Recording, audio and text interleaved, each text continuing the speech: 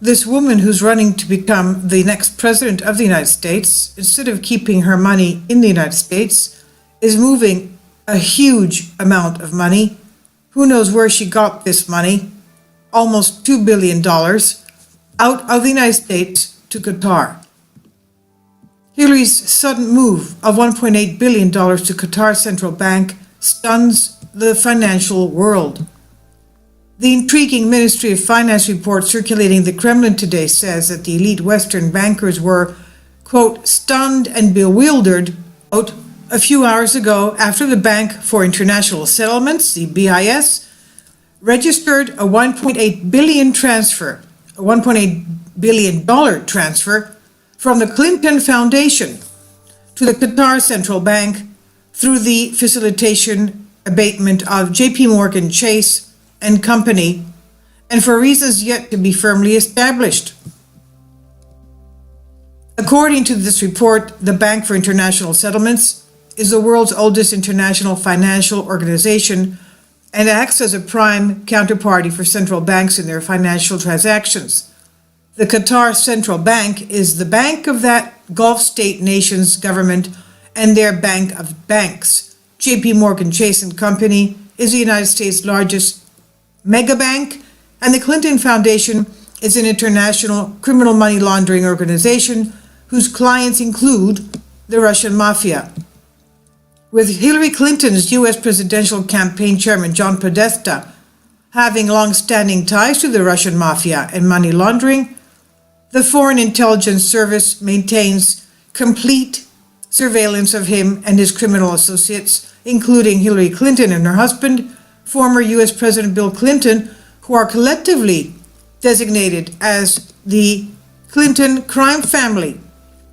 And let's not forget what Donald Trump calls her, Crooked Hillary.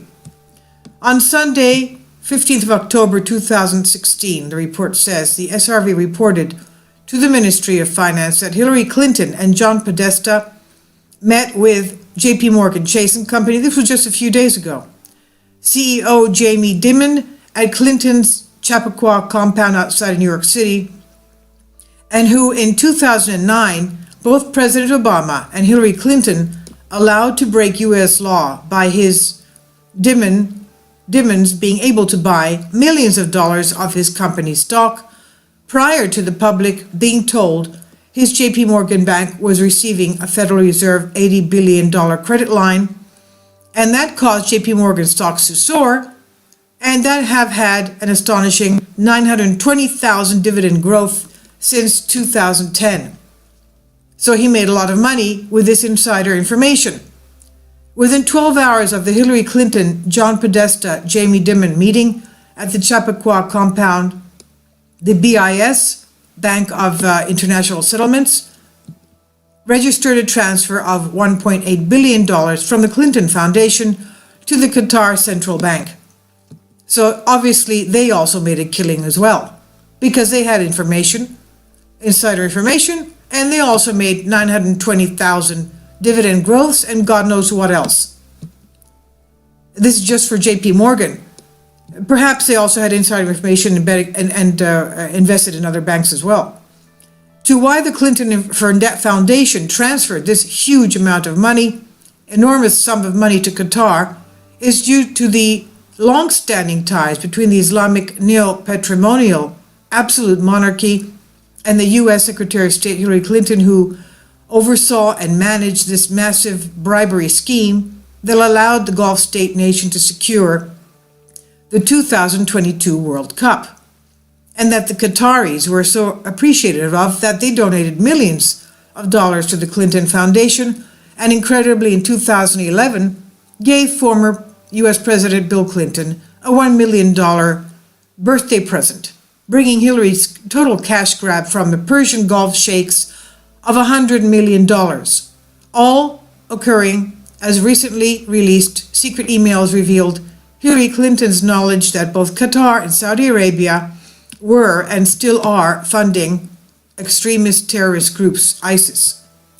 To what Jamie Dimon related to Hillary Clinton that caused her to suddenly transfer almost $2 billion to Qatar revolves around his JP Morgan Bank being told by the U.S. Federal Deposit Insurance Corporation, the FDIC, in April 2016 this year, that this, quote, mega banks, end quote, master plan to save itself had serious deficiencies and could pose serious adverse effects to the financial stability of the United States. 2 months after the FDIC's warning letter to Jamie Dimon in June 2016, he cryptically sounded a warning that the United States subprime auto loan bubble was nearing collapse and stated that someone is going to get hurt, quote unquote. Unbeknownst to the American people, the Ministry of Defense experts explain that that just 8 weeks ago, multiple warnings began to be issued that the United States' $1 trillion subprime auto loan bubble was beginning to collapse, and that this past week became so severe the Bank of America issued a recession warning telling its elite customers that, quote, this market is scary, end quote. And the British-based multinational banking and financial services company, HSBC, also did the same, issuing a red alert warning of all its clients, warning them to prepare for a severe market crash.